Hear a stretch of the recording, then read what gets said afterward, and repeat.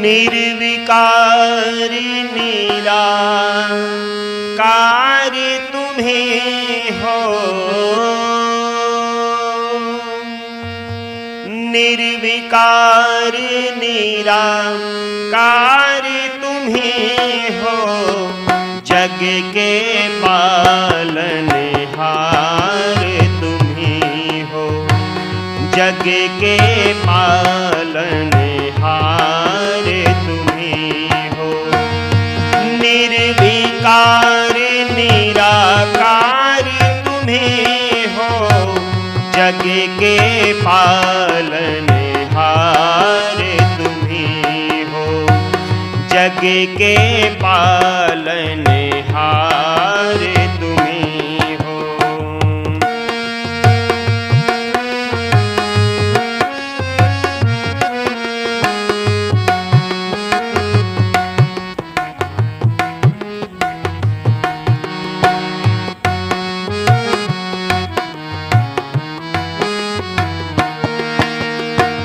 तुम ही हो जल में, तुम ही हो थल में, तुम ही हो जल में, तुम ही हो थल में, तुम ही पवन में, तुम बादल में, चपला की चमकारी तुम्हीं हो, चपला की चमकारी तुम्हीं हो, जग के पालनहार तुम्हीं हो, जग के पालनहार तुम्हीं हो। निर्विकार निराकार तुम्हीं हो, जग के पालनहार तुम्हीं हो, जग के पालनहार तुम्हीं हो।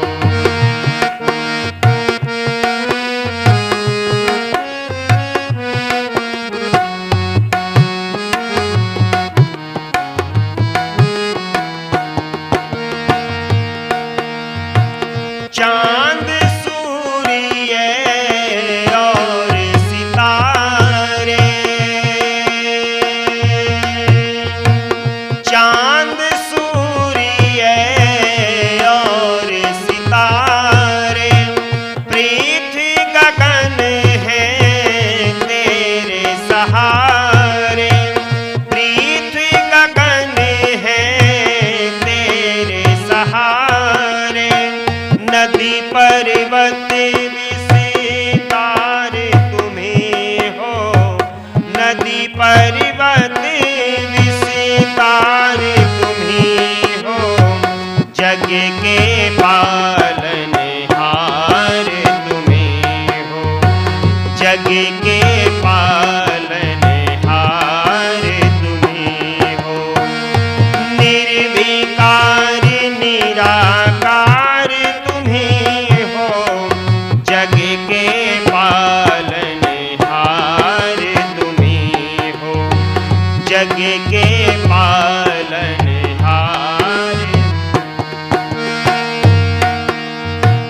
फर्क किया है बात बात में,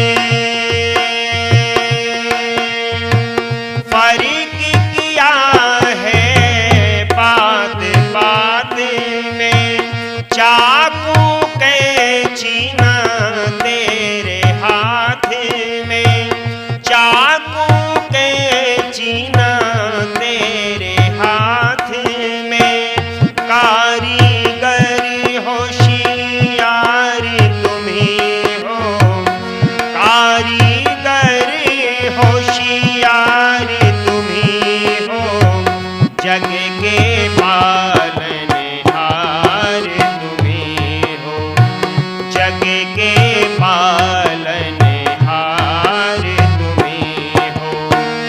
निर्विकार निराकार तुम्हीं हो, जग के पालनहार तुम्हीं हो।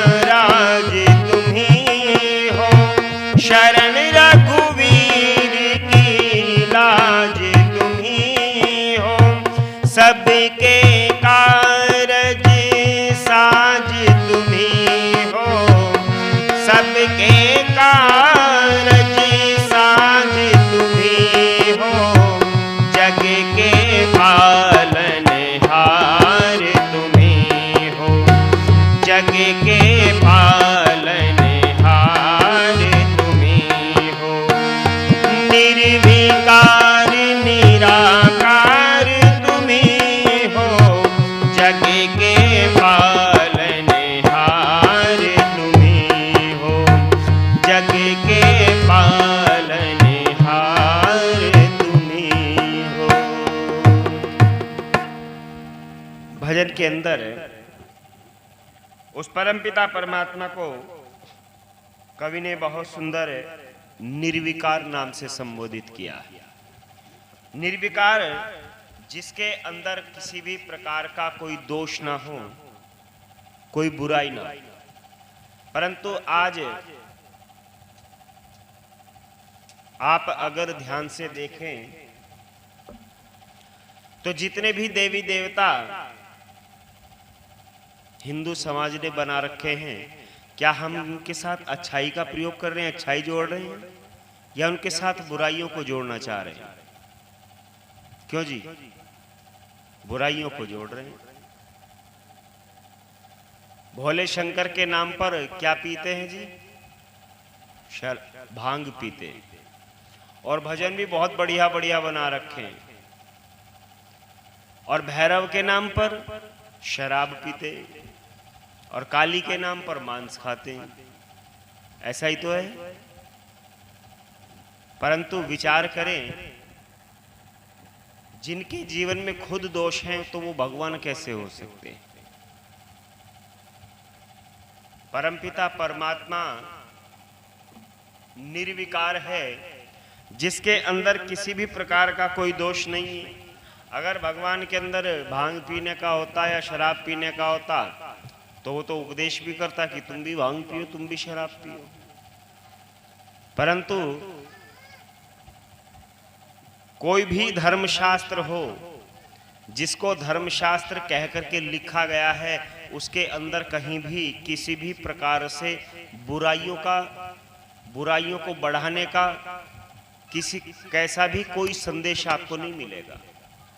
इसीलिए वेद के अंदर भी, और महर्षि स्वामी दयानंद जी को महाराज को वेद का एक मंत्र बहुत प्रिय था, विश्वानि देव सवितर दुरितानि परासुव यद भद्रम तन्नासु। अर्थात इसके अंदर प्रार्थना की गई है कि हे सकल जगत के उत्पत्ति करता, समग्र ऐश्वर्य युक्त शुद्ध स्वरूप, सब सुखों के दाता परमेश्वर, आप कृपा करके हमारे संपूर्ण दुर्गुण, दुर्व्यसन और दुखों को दूर कर दीजिए, और जो कल्याणकारक गुण, कर्म, स्वभाव और पदार्थ हैं वह सब हमको प्राप्त कीजिए। इस कारण हम लोग आपकी बहुत प्रकार की स्तुति रूप नम्रता पूर्वक प्रशंसा सदा किया करें और सर्वदा आनंद में रहें। परमपिता परमात्मा से हम प्रार्थना करते हैं कि हे प्रभु, आप हमारे जीवन से दोषों को दूर कर दीजिए। और इस वेद मंत्र में कितनी सुंदर प्रार्थना की गई है, उस प्रार्थना को बहुत सुंदर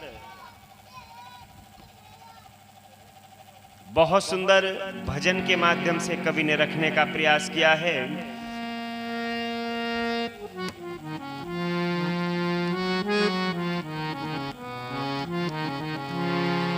सकल जगते उते पति करता,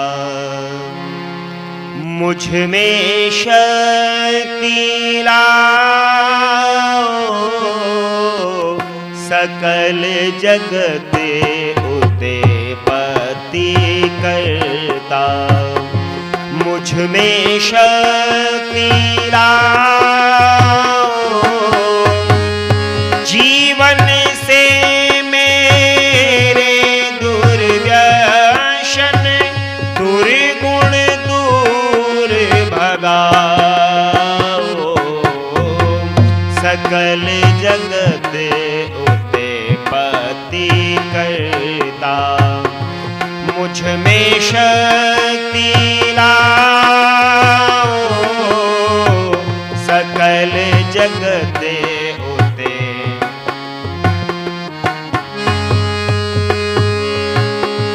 जितने भी ऐश्वर्य जगत में, आप हो सबके दाता। हो जितने भी ऐश्वर्य जगत में, आप हो सबके दाता। जिसने जैसा कर्म किया है, वैसा ही फल पाता। भोग सकूं मैं कर्म भोगी को, भोग सकूं मैं कर्म भोगी को, मुझ में साहस लाओ। सकल जगत उते पति करता, मुझ में शक्ति लाओ। जीवन से मेरे दुर्व्यसन, दुर्गुण दूर भगाओ।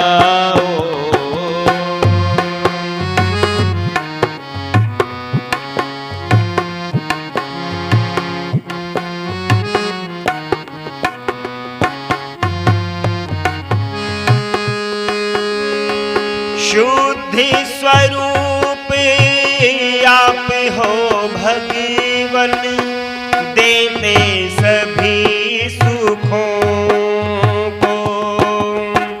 शुद्धि स्वरूप आप हो भगवन, देते सभी सुखों को। करो दूर संपूर्ण दुर्व्यसन, दुर्गुण और दुखों को। छुड़ा के दुर्गुण दुर्व्यसनों को,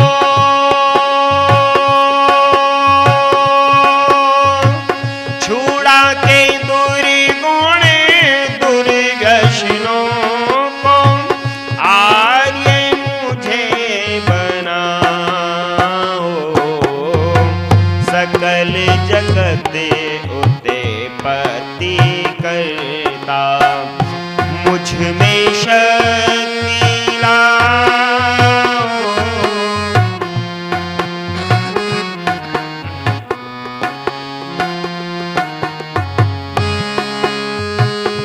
जिससे हो कल्याण हमारा, वह गुण हमें में आए।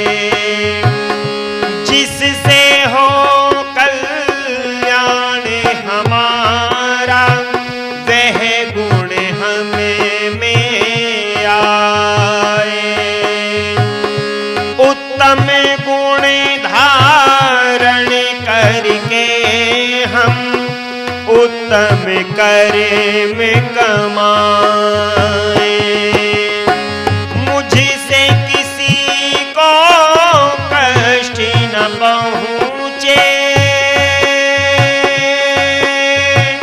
मुझसे किसी को कष्ट न पहुँचे, ऐसा स्वभाव बनाओ।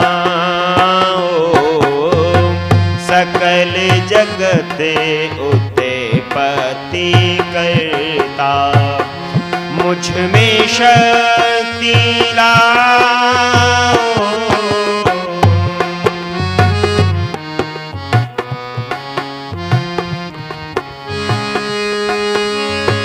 जो कल्याणकारक पदार्थ सब हम हमको प्राप्त कराओ। हो जो कल्याणकारक पदार्थ सब हमको प्राप्त कराओ। पापी रूपी मार्ग से भगवन हमको आप बचाओ। सभी चराचर के स्वामी हो, सभी चराचर के स्वामी हो, आप नरेश कहाओ। सकल जगते उत्पत्ति करता, मुझ में शक्ति लाओ। जीवन से मेरे दुर्व्यसन दुर्गुण दूर भगाओ। सकल जगत उत्पत्ति करता। हम प्रार्थना करें कि प्रभु आप हमारे जीवन से दुर्गुण दुर्व्यसनों को दूर कर दीजिए। और वेद में सूक्ति भी आती है, यजुर्वेद में आता है छिद्रम प्रणः, कि हम अपने जीवन से दोषों को दूर करें। और दोष को क्या कहा है? यहां पर छिद्र कहा। अच्छा, एक घड़े में जिसमें हम पीने के लिए पानी का प्रयोग करते हैं, पानी भर करके रखते हैं, उस घड़े में छोटा सा छेद हो जाए तो बताइए क्या उस घड़े में हम पानी भरेंगे? पानी नहीं भरेंगे। कहेंगे ये घड़ा तो खराब हो गया है, इसके अंदर दोष आ गया है, इसके अंदर छेद हो गया है। अच्छा, किसी नाव में छोटा सा छेद हो जाए और उसमें धीरे धीरे पानी भरना शुरू हो जाए तो बताइए क्या ऐसी नाव में कोई बैठना पसंद करेगा? ऐसी नाव में भी बैठना नहीं पसंद करेंगे। पता नहीं बीच रास्ते में ही पानी भर गया और डूब गई तो क्या होगा। परंतु ये जो मनुष्य रूप नौका परमपिता परमात्मा ने दी है, इस नौका में पता नहीं कितने छेद कर करके हम बैठे, कितनी बुराइयां हमने अपने जीवन के अंदर धारण कर ली। और कहते हैं जी हमारे जीवन में एक ही बुराई तो है, थोड़ा बहुत तम्बाकू खा लेते, या कभी कभार बीड़ी पी लेते, या कभी कभार घूंट लगा लेते। ऐसा ही कहते हैं जी, कभी कभी कर लेते हैं, शौक नहीं है, तो कभी कभार हो जाता है जब यारों दोस्तों में बैठ जाते हैं। वो कभी कभी में कब पता नहीं डेली यूवेज पर आ जाता है, पता नहीं चल पाता। बुराइयां जीवन से जितना हम दूर रखें उतना हमारे लिए और हमारे जीवन के लिए, समाज के लिए बहुत उपयोगी बात है। परंतु आज हम अपने जीवन से दोषों को दूर करना नहीं चाहते। आज तो हम प्रार्थना भी परमपिता परमात्मा से ऐसी करते हैं कि प्रभु जी मेरे अवगुण चितना धरो और मेरी लाटरी निकाल मुरली वाले नंदलाल, मेरी बुराई मत देखो, बस लाटरी निकाल दो मेरी तो।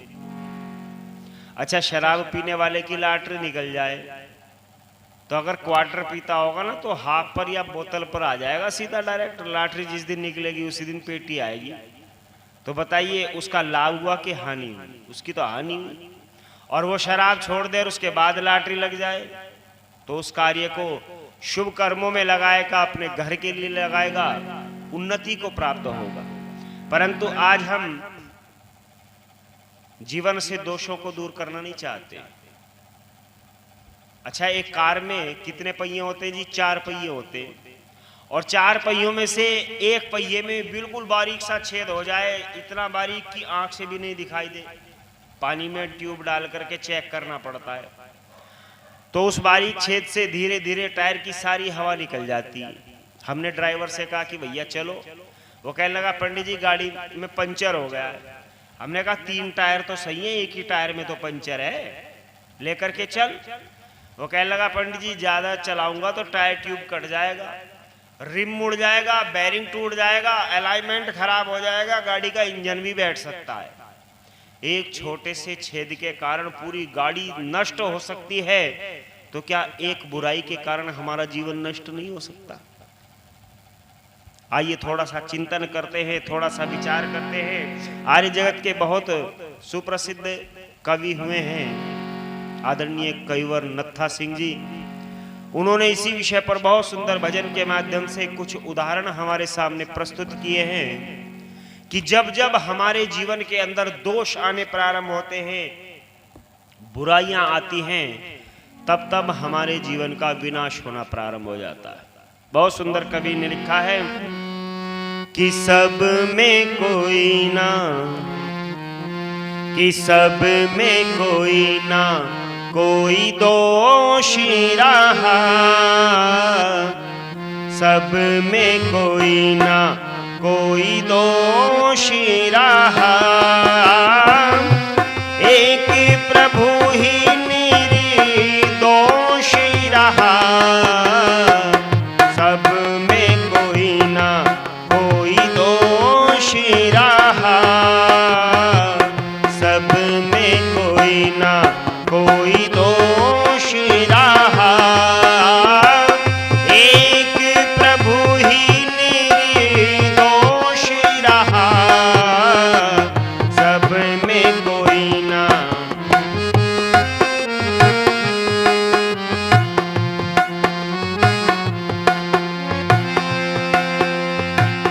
वेद शास्त्री का पंडित ज्ञानी रावण था पर बड़ा अभिमानी, वेद शास्त्री का पंडित ज्ञानी रावण था पर बड़ा अभिमानी, शिव का भक्त भी सिया चुरा कर बैठा ऐसी नादानी, राम से हरे दम रोषी रहा, राम से हरे दम रोषी रहा, एक प्रभु ही निर्दोषी रहा,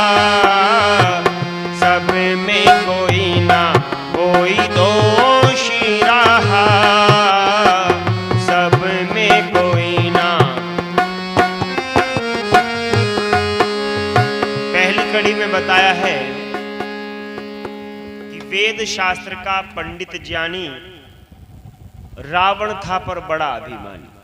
और कितना ज्ञानी था रावण, रावण को 4 वेद और 6 शास्त्र कंठस्थ याद, और इतना विद्वान था कि उसकी विद्वता से प्रभावित होकर के भगवान शंकर लंका का उद्घाटन, लंका का गृह प्रवेश कराने के लिए पंडित नियुक्त कर लेते हैं। अच्छा, करते कि नहीं करते? इतिहास तो सबने पढ़ रखा है। और रावण भी इतना शातिर था कि दक्षिणा में लंका ही कोई ना मांग ली। शातिर भी बहुत था। और जब रावण के जीवन के अंदर दोष आने प्रारंभ हो गए और उन दोषों के चलते चोरी करने का विचार मन में बनाता है कि सीता जी का हरण करके लाऊंगा, और हरण करने के लिए तैयारी करता है, साधुओं के कपड़े पहनता है, और साधुओं के कपड़े पहन करके जैसे ही चलने का प्रयास करता है तो मंदोदरी देखती हैं कि आज तो महाराज ने साधुओं के वस्त्रों के पहन रखे हैं। पूछती, महाराज आपने सन्यास ले लिया और मुझे बताया भी नहीं, अकेले अकेले सन्यास ले लिया। तो रावण कहता है, रानी मैंने कोई सन्यास नहीं लिया है, ये तो मैं सीता जी का हरण करने के लिए जा रहा हूं, और ये वस्त्र इसलिए पहने हैं ताकि कोई मुझे पहचान ना सके। बुरा व्यक्ति भी जब कोई बुरा कार्य करता है तो भले की आड़ लेकर के करता है, डायरेक्ट बुरा कार्य नहीं करता, ताकि लोग उसको ये समझे कि ये भला व्यक्ति, कोई उसको पहचान ना सके। तो रावण जिस समय चोरी करने के लिए जाता है तो मंदोदरी रोकती हैं, समझाती, क्योंकि पत्नी थी, और पत्नी विद्वान उसी को कहते हैं जो पतन से बचाती हुई धर्म की ओर लेकर के हमको चलती है, वही पत्नी कहलाने के योग्य है। और मंदोदरी समझाती हैं,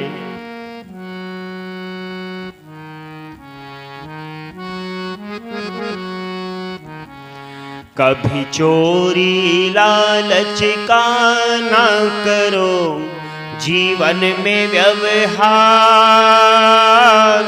जीवन के दिन चार।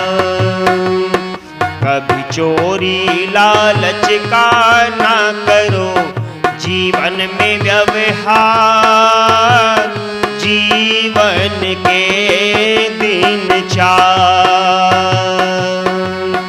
ये काठ की हांडी है, आग पर चढ़े न बारंबार, जीवन के दिन चार, जीवन के दिन चार।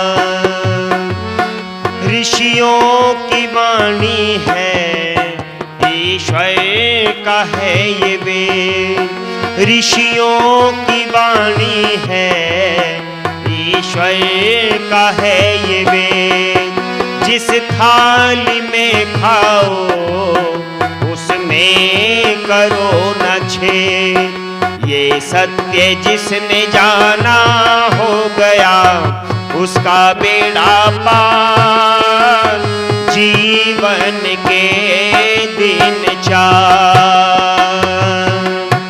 ये काठ की हांडी है, आग पर चढ़े न बारंबार, जीवन के दिन चार, जीवन के दिन चार।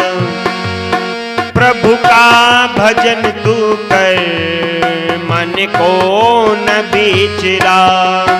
प्रभु का भजन तू कर, मन को न बिचरा। व्यापार जब करे, मन को न बिचरा। तू प्यार की भाषा से जीत ले सबके मन का प्यार, जीवन के दिन चार। ये काठ की हांडी है, आग पर चढ़े न बारंबार, जीवन के दिन चार।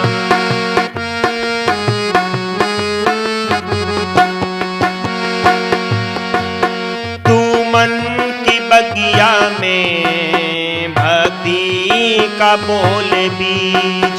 तू मन की बगिया में भक्ति का बोल बीज।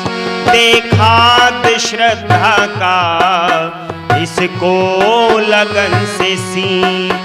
लग जाएगा जीवन में तेरे खुशियों का अंबार, जीवन के दिन चार।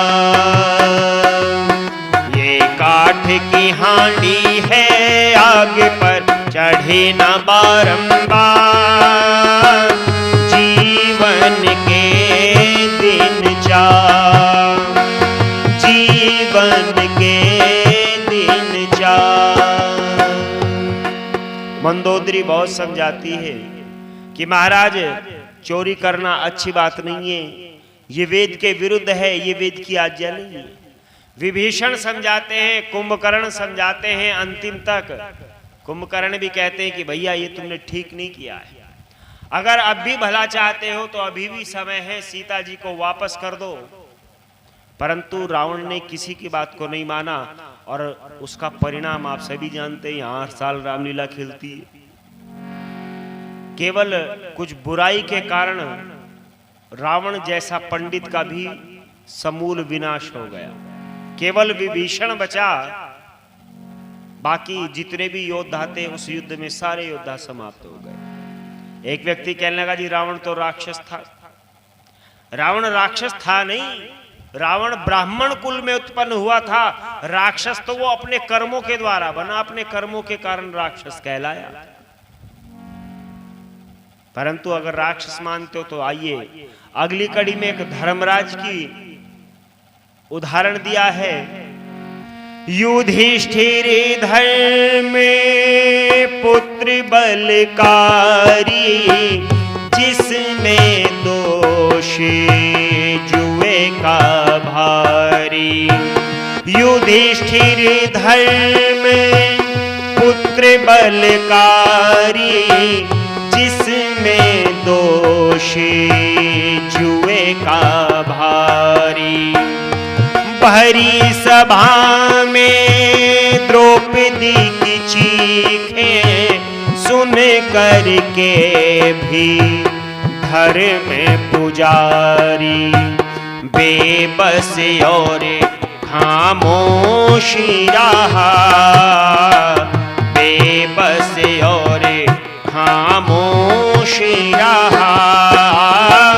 एक प्रभु ही निर्दोष रहा, सब में कोई ना कोई दोष रहा, सब में कोई ना कोई दोष रहा। आगे कहा है, महाभारत का उदाहरण दिया है और उदाहरण दिया है एक ऐसे व्यक्ति का जिसके नाम के साथ में ही धर्मराज की उपाधि लगती थी। महाभारत काल में जहां योगीराज श्री कृष्ण महाराज विद्यमान हैं, पितामह भीष्म हैं, कृपाचार्य हैं, द्रोणाचार्य हैं, बड़े बड़े विद्वान, बड़े बड़े योद्धा जिस युग में विराजमान है, वहां पर धर्मराज की उपाधि अगर किसी व्यक्ति को दी गई तो किसको दी गई? युधिष्ठिर जी महाराज को दी गई। और ऐसा धर्मराज कहलाने वाला व्यक्ति भी क्या करता है? अपने जीवन के अंदर बुराई का धारण कर लेता है और जुआ खेलना प्रारंभ कर देता है। जबकि वेद कहता है अक्षरमा दिव्य कृषि मित कृषस्व, हम क्या करें? हम जुआ ना खेलें, हम खेती करें। परंतु क्या आज हम खेती करने के लिए तैयार हैं? आज हम खेती को बहुत ही हीन कार्य मानते हैं। परंतु किसान को महर्षि स्वामी दयानंद जी महाराज राजाओं का राजा लिखते हैं। और राजाओं का राजा इसलिए लिखते हैं क्योंकि कोई भी सरकार हो, कोई भी देश हो, उसका जो खाने का प्रबंध, उसकी प्रजा के जो रहने खाने का प्रबंध करता है, वो कौन करता है? वो केवल और केवल किसान करता है। अगर किसान खेती करना छोड़ दे तो बताइए क्या देश चल जाएगा? देश नहीं चल पाएगा। परंतु आज हम स्वयं खेती करना छोड़ते चले जा रहे हैं और हम तो खेतियां, अपने खेत बेच रहे हैं और दूसरे लोग खरीद रहे हैं। अच्छा, खरीद रहे हैं कि नहीं खरीद रहे? हम लोगों से ज्यादा खरीद रहे हैं। हमारे घर में किसी के पास 20 बीघे जमीन है और 4 बच्चे हो गए तो 5-5 बीघे, वो 5 बीघे वाला खेती करेगा क्या? वो तो अपनी को बेचेगा। आज हम खेती करना पसंद नहीं कर रहे हैं, आज हम जुआ खेलना पसंद कर रहे हैं। आप कहेंगे जुआ कहाँ खेल रहे हैं? अच्छा, मोबाइल सबके पास में एंड्रॉयड फोन, और एंड्रॉयड फोन के अंदर अब आपने देखा होगा कुछ गेम आ रहे हैं, कुछ ऐप आ रहे हैं, और वो क्या करते हैं? वो खेल खिलाते हैं। कोई रमी खिला रहा है, कोई लूडो खिला रहा है, कोई क्रिकेट खिला रहा है। और वो सब कैसे क्रिकेट खिलाते हैं, कैसे लूडो खिलाते हैं? पैसा लगा करके। ऐड आता है कि घर बैठे लाखों कमाओ, प्ले रमी, रमी खेलो। और अंतिम में क्या लाइनें याद हो गई होंगी, अब तो कई बार देखते हैं। अंतिम में लाइनें लिखते हैं कि इसमें वित्तीय जोखिम हो सकता है, कृपया अपने भरोसे पर खेले, हमारा कोई भरोसा नहीं। आज ऑनलाइन जुआ खिलाया जा रहा है, जिस जुए के कारण हमारे देश का सर्वनाश हो गया, जिस जुए के कारण जो गिरावट आई, जिसका दुष्परिणाम आज तक भारतवर्ष भोग रहा है, उस जुए को आज सरकारें खिला रही हैं, ऑनलाइन खिला रही हैं। और मैंने ऐसे ऐसे केस देखे हैं कि जहां छोटे छोटे बच्चों ने इन गेम के चक्कर में लाखों लाखों रुपए अकाउंट से कटवा दिए, लाखों लाखों रुपए, छोटी मोटी रकम नहीं है। इसलिए बच्चों को फोन देने से पहले भी सोचा करो, विचारा करो कि ये बच्चे खेल क्या रहे हैं, वरना पता चलेगा किसी दिन अकाउंट साफ पड़ा है और देख रहे हैं बच्चों ने खेल खेल में सारा खेल बिगाड़ दिया। इसीलिए कहा है कि हम क्या करें, हम जुआ ना खेले, हम खेती करें। अब खेती करें और जुआ ना खेले, ऐसा क्यों? अब 4 व्यक्तियों को 1-1 हजार रुपए देकर के जुआ खेलने के लिए बिठाएं और उनसे कहें कि भैया सुबह से शाम तक जुआ खेलना, इन 4,000 के 8,000 बना दो। क्यों जी, बना सकते हैं क्या? ये तो हो सकता है कि 4 के 4,000 रुपए एक ही व्यक्ति जीत करके ले जाए, परंतु उसमें 100 रुपए की भी वृद्धि हो जाए, ऐसा संभव नहीं है। और खेत में किसान एक छोटा सा बीज गिरता है बाजरे का, और बाजरे के एक बीज से जी कितने बीज मिलते हैं, कितने दाने मिलते हैं? एक बीज में कम से कम 4 या 5 बाल तो निकलती हैं, और उन 4-5 बालों में कितने बीज होंगे?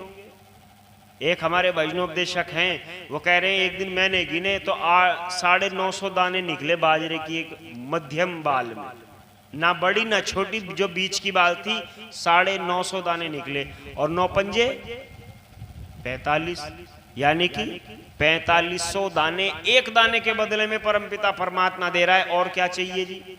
इतना ब्याज तो बैंक भी नहीं देता 3 महीने में, 3 महीने में तैयार हो जाता है बाजरा। अब गेहूं की, धान की फसल आने वाली है, चावल की, और जब एक पौधा हम खेत में रोपित करते हैं उससे क्या निकलता है? 4 या 5 बालें निकलती हैं, और एक बाल पर कम से कम 45 से 50 दाने तक चावल के आ जाते हैं। तो कितने? 5 चौक 20, कम से कम 200-250 दाने एक दाने के बराबर मिल रहे हैं। परंतु फिर भी हम खेती करने के लिए तैयार नहीं। किसान कहते हैं जी औसत नहीं आ रहा है, क्योंकि जब पहले गन्ना बोते थे लोग 40, 50, 55 क्विंटल, 60 क्विंटल बीघे का औसत निकलता था, तब भी औसत आ जाता था, और अब 80 क्विंटल, 90 क्विंटल, 100 क्विंटल बीघे का निकाल रहे हैं। अब किसान को औसत नहीं आ रहा है, क्योंकि जब ज्यादा मिलना प्रारंभ हो जाता है तो व्यक्ति सोचता है और ज्यादा मिल जाए, और ज्यादा मिल जाए। ये आपकी कमी नहीं है, ये तो फितरत है। जो तृष्णा बढ़ती चली जाती है, उन तृष्णाओं के चक्कर में आज व्यक्ति पागल होता चला जा रहा है, सोच रहा है रातों रात तू अमीर बन जा, करोड़पति बन जा, अरबपति बन जा, और इसी कारण जुआ खेलते हैं। कवि ने बहुत सुंदर जुए के नुकसानों को बताते हुए बहुत सुंदर समझाने का प्रयास किया है कि भूल कर भी खेल न कभी ना जुआ, राह न कहीं का जिसने भी छुआ। भूल के भी खेल न कभी ना जुआ, राह न कहीं का जिसने भी छुआ। बाद में कहोगे ये क्या हुआ, कैसे हुआ हो, भूल के भी खेल न कभी ना जुआ, राह न कहीं का जिसने भी छुआ। बाद में कहोगे ये क्या हुआ, कैसे हुआ हो।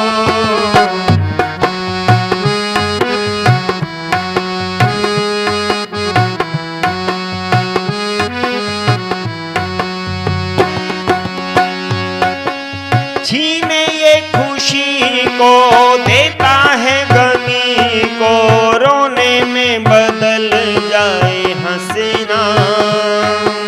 पीछे पछताए क्या, बनेगा बनाए क्या, कांटों के जंजाल में ना फंसना। दुखड़े सहोगे ये क्या हुआ, कैसे हुआ हो, खेल न कभी ना जुआ, राह न कहीं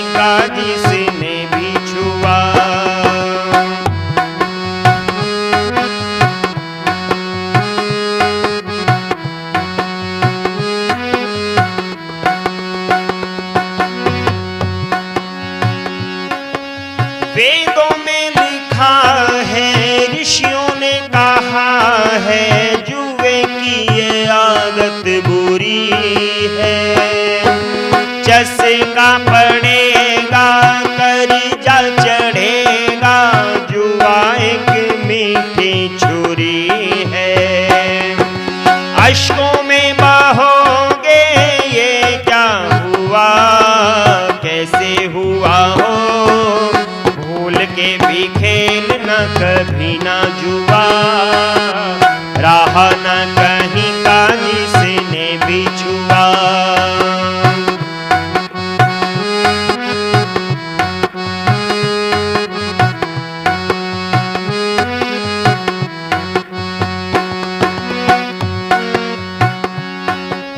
चिंता बढ़ेगी, नींद उड़ेगी, बिखर जाएंगे सारे सपने, पीछे पछताएंगे सभी ठुकराएंगे, पास नहीं आएंगे, मुख मोड़ लेंगे सारे अपने।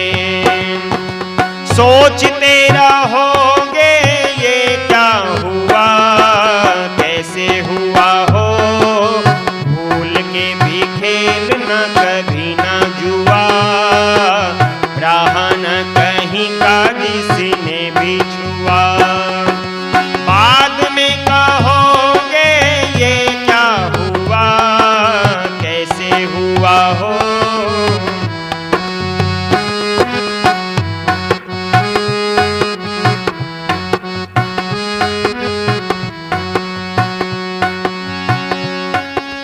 मिलती बुराई है, होती रुसवाई है, दुनिया में इज्जत घटाई है, दगा बेवफाई है, झगड़ा लड़ाई है, जुआ तो बड़ा ही दुखदाई है।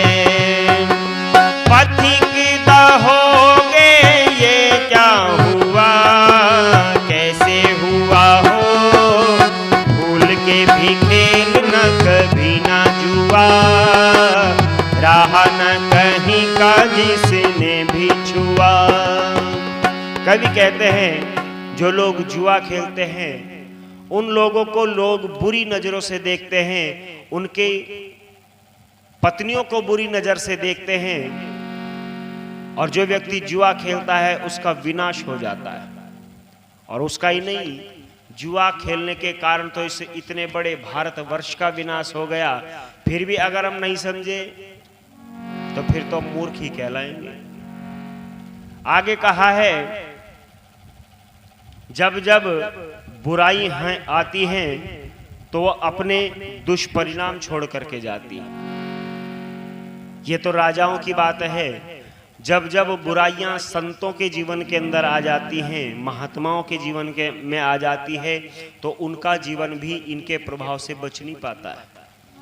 आगे कवि ने लिखा है, विश्वामित्र ने तप की कमाई, सभी मेनका पर थी लुटाई, दुर्वासा थे महर्षि पर, उनमें भी थी एक बुराई, हर पल क्रोध और जोश रहा, हर पल क्रोध और जोश रहा, एक प्रभु ही निर्दोष रहा, सब में कोई ना कोई दोष रहा, सब में कोई ना कोई दोष रहा।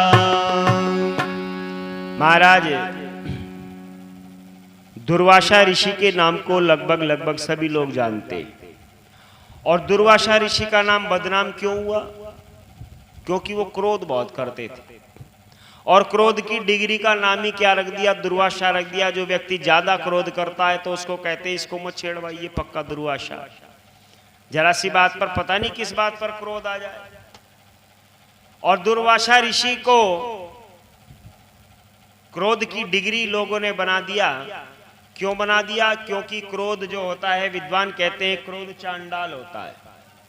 जब क्रोध व्यक्ति के ऊपर हावी होता है तब उसमें के सोचने समझने की विवेक को खत्म कर देता है, समाप्त कर देता है। और जब क्रोध आता है तो केवल और केवल अकेला नहीं आता, अपनी पूरी चांडाल चौकड़ी के साथ में आता है।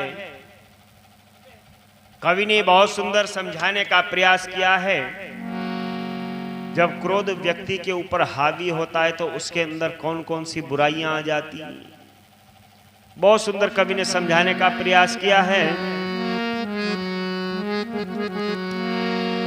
कि क्रोध बोधे में विरोधे, क्रोधे और बोधे हों कभी एक नहीं, क्रोध बोधे में विरोधे, क्रोधे और बोधे हों कभी एक नहीं।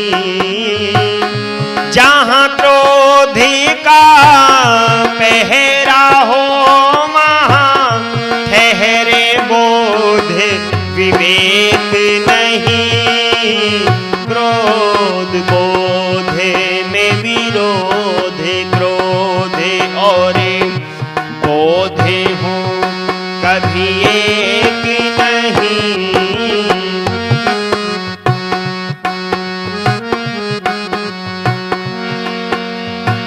क्रोध से उत्पन्न 8 व्यसन, क्रोधी पर करते हैं प्रहार। क्रोध से उत्पन्न 8 व्यसन, क्रोधी पर करते हैं प्रहार। चुगली करना, रखना, तीसरा दोष है बलात्कार। डुबा देते हैं बीच नाव, डुबा देते हैं बीच धार में।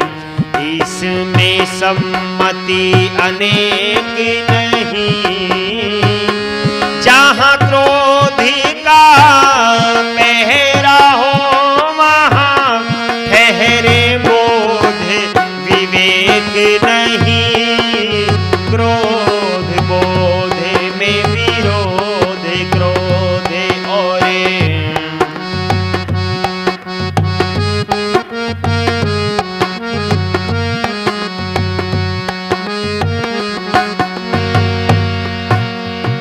चौथा दोष ईर्ष्या करना, क्रोधी को कर दे मदहोश।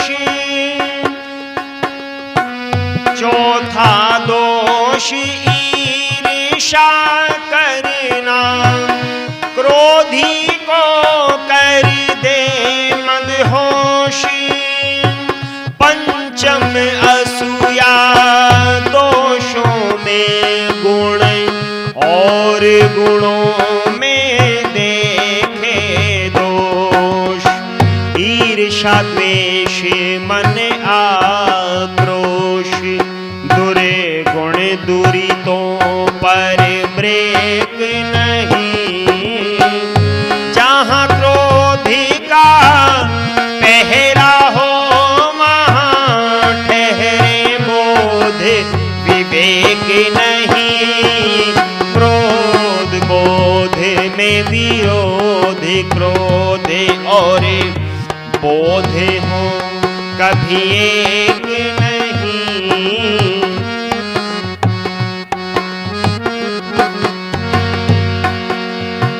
छठा दोषी अर्थ दूषण है, बुरे कामों में लगाना धन।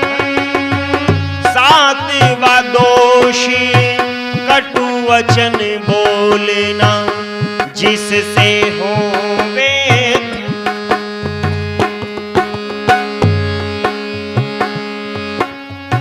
सातवां दोषी है कटु वचन बोलना, जिससे होवे दूषित मन, सावधान जो सजन जन हो। सावधान जो सजन जन, उन्हें पर दुर्व्यसन अटैक नहीं। जहाँ क्रोध का पहरा हो, वहाँ ठहरे बोध विवेक नहीं। क्रोध बोध में विरोध क्रोध। आठवां दोष बिना अपराध ही, किसी को भारी दंड देना, या थोड़े अपराध के बदले उसके प्राण ही ले लेना। प्रेमी समझाए ना समझे हो, प्रेमी समझाए ना समझे। गूढ़ विषय प्रत्येक नहीं, जहाँ क्रोधी का पहरा हो, वहाँ ठहरे मोध विवेक नहीं। क्रोध बोध में विरोध क्रोध। क्रोध के कारण 8 बुराइयां मनुष्य के जीवन के अंदर आ जाती, और इसीलिए ऋग्वेद में भी एक प्रार्थना आई है कि पराहि में विमन्यवः पतंती वस्य इष्टे वयो न वस्ति रूप। अर्थात प्रार्थना की है कि जैसे उड़ते हुए पक्षी दूर जाकर के बसते हैं, वैसे ही क्रोधी जीव मुझसे दूर बसे और मैं भी उनसे दूर बसूं, जिससे हमारा उल्टा स्वभाव और धर्म की कभी हानि ना हो। और दुष्ट व्यक्ति अपना तो नुकसान भले ही हो जाए पर दूसरे का फायदा ना हो, दूसरे का नुकसान करने का स्वभाव उसके मन के अंदर बन जाता है। इसीलिए कहा है जब बुराई आती है तो वो विनाश करके ही जाती है। आगे एक ऐसे व्यक्ति की उदाहरण दिया है, ऐसे ऋषि का उदाहरण दिया है जो राजा भी हुए और जिन्होंने 3 शतक भी लगाए। एक लड़का कहने लगा, क्या ऋषि मुनि लोग भी शतक लगाते थे? हाँ, वो भी शतक लगाते थे, पर वो क्रिकेट वाले शतक नहीं लगाते थे, वो तो ज्ञान के शतक लगाते थे। महाराज भर्तृहरि का नाम सभी ने सुना है। जब युवा अवस्था में थे तो 100 श्लोक लिखते हैं, शतक लगाते हैं, और जिनको हम श्रृंगार शतक के रूप में पढ़ते हैं। राजपाट संभालने लगे, राजा बन गए तो 100 श्लोक और लिखते हैं, जिनको नीति शतक के रूप में प्रकाशित किया गया है। और जब सब चीजों से वैराग्य उत्पन्न हो गया तो 100 श्लोक वैराग्य शतक के रूप में लिखते हैं। और इतने मार्मिक वैराग्य शतक के श्लोक हैं कि अगर व्यक्ति ध्यान लगा करके पढ़े तो वाकई में वैराग्य होना प्रारंभ हो सकता है। ऐसा वैरागी व्यक्ति भी जब घर से छोड़ करके चला जाता है और उसके जीवन में भी बुराई आनी प्रारंभ हो जाती है, तो उसका भी पतन होना प्रारंभ हो जाता है। भर्तृहरि ने राज को त्यागा, तख्त छोड़े जंगल को भागा। फिर भी एक दिन उस त्यागी का पड़ी पी के परे लालच जागा। फिर कहाँ त्याग संतोष रहा, एक प्रभु ही निर्दोष रहा। सब में कोई ना कोई दोष रहा, सब में कोई ना कोई दोष रहा। भर्तृहरि महाराज जब वैराग्य हो जाता है तो घर छोड़ करके वनों में चले जाते हैं। एक दिन शाम का समय है, सूरज छुप चुका है, चंद्रमा का धीमा धीमा प्रकाश है, तो देखते हैं एक लाल पड़ा हुआ है। उस लाल को ये सोच करके उठाने का प्रयास करते कि कहीं रास्ते में काम आ जाएगा। जो राजा होते हुए अपने राज्य कोष में लाखों करोड़ों अरबों की संपत्ति को छोड़ करके आया है, उसका मन एक लाल के ऊपर आ जाता है। और जैसे ही उसको उठाने का प्रयास करते थे, वो लाल नहीं था, वो किसी ने पान खा करके थूक दिया। और चंद्रमा के प्रकाश में वो चमचमा रहा था, ऐसा लग रहा था मानो रत्न पड़ा हो, लाल पड़ा हो। और जब उसको उठाते हैं, पीक में हाथ सन जाता है, तो मन के अंदर घृणा उत्पन्न होती है। कहते हैं कि चेहरे पर झुर्रियां पड़ चुकी हैं, सिर के बाल सफेद हो गए हैं, हाथ पैर आदि शरीर के सारे अंग शिथिल पड़ते चले जा रहे हैं, तन की खाल सुकड़ चुकी है। पर तृष्णा, तू अभी जोर पकड़ रही है, तू अभी जवान है। और ये जो तृष्णा रहती है ना, ये तो मरते दम तक जवान ही रहती है। इच्छाएं कभी व्यक्ति की समाप्त नहीं होती, और कभी कभी इन इच्छाओं के चलते ये जीवन समाप्त हो जाता है, परंतु इच्छाएं ऐसी की ऐसी रह जाती है। 3 ऐशनाएं हमारे जीवन के अंदर हमको दुख भी पहुंचाती है और सुख भी पहुंचाती है। पहली इच्छा है पुत्रेष्णा, और पुत्रेष्णा जब प्रबल हुई तो महाराज दशरथ ने वेद विरुद्ध जाकर के 3 विवाह किए। 3 विवाह करने के बाद में जब संतान उत्पत्ति हुई, संतान प्राप्त हुई, इतना अधिक मोह उन संतानों से हो गया कि जब वो दूर चली गई तो उनके वियोग में हाय राम कहते कहते अपने प्राणों को दे दी। दूसरी तृष्णा है पुत्रेष्णा। पुत्रेष्णा के बाद में जब पुत्र प्राप्त हो जाता है तो व्यक्ति सोचता है संतान के लिए कुछ धन भी एकत्रित करना चाहिए। दूसरी ऐशना उत्पन्न होती है वित्तेष्णा, और इस वित्तेष्णा के चलते किसका नाश हुआ? दुर्योधन का नाश हुआ। दुर्योधन चाहता था कि ये सारा साम्राज्य मेरा रहे, मैं चक्रवर्ती सम्राट बनूं, और इसी ऐशना के चलते अपने भाइयों के अधिकार को छीन लिया। और परिणाम क्या हुआ? युद्ध झेलना पड़ा।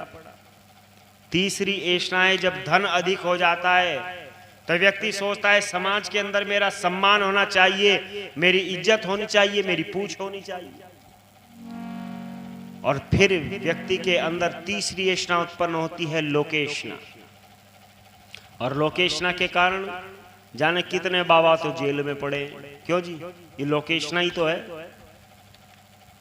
और लोकेशना के कारण अहम ब्रह्मस्मि कहने वाला हिरण्यकश्यप क्यों जी मृत्यु को प्राप्त हुआ कि नहीं हुआ?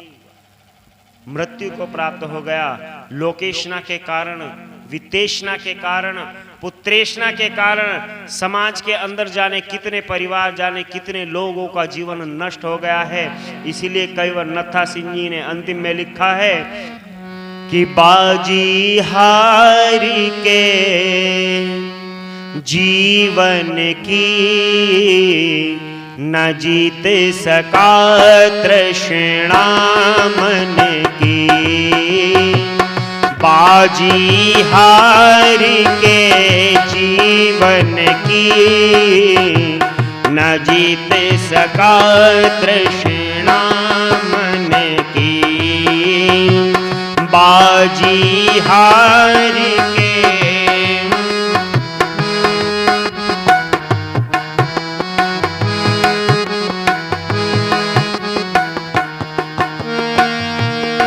इच्छा की तारों पर नाचा, मन के इशारों पर नाचा। इच्छा की तारों पर नाचा, मन के इशारों पर नाचा। खाल छलनी तन की न जीत सका तृष्णा मन की। बाजी हार के जीवन की, न जीते सका तृष्णा मन की।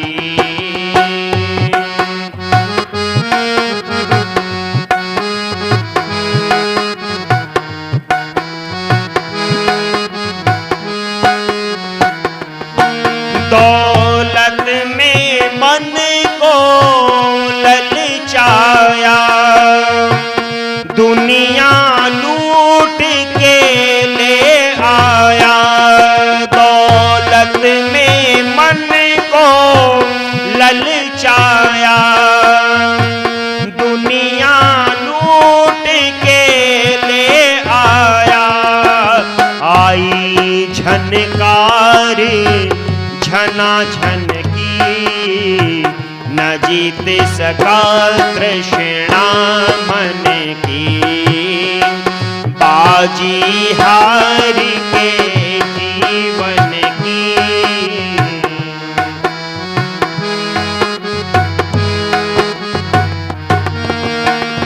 ये मन खाने को दौड़ा, भूख मिटाने को दौड़ा।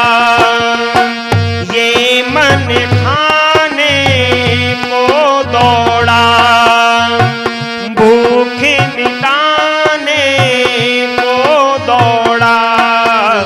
आई कई थालियां भोजन की, न जीत सका तृष्णा मन की।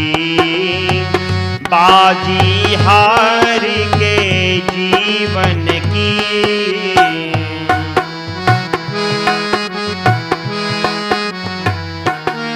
गहनों से इसे सजाने को, तन को रेशम पहनाने को। गहनों से इसे सजाने को, तन को रेशम पहनाने को। खाल उतारी निर्धन की, न जीते सका तृष्णा मन की। बाजी हार के जीवन की, न जीते सका तृष्णा मन की। न था सिंह जीवन बन जाए मन, प्रभु चिंतन में लग जाए। कृपा हो आनंद घन,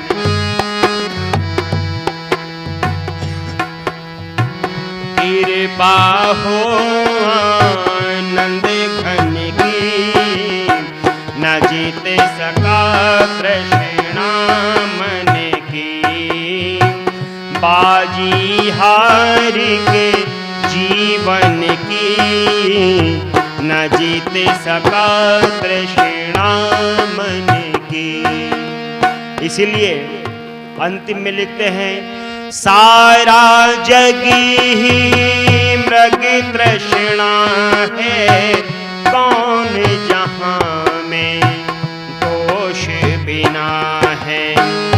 नत्था सिंह में दोष हजारों, जिसने सबका दोष गिना है। फिर ये कहाँ निर्दोष रहा, फिर ये कहाँ निर्दोष रहा। एक प्रभु ही निर्दोष रहा, सब में कोई ना कोई दोष रहा। सब में कोई ना कोई दोष रहा।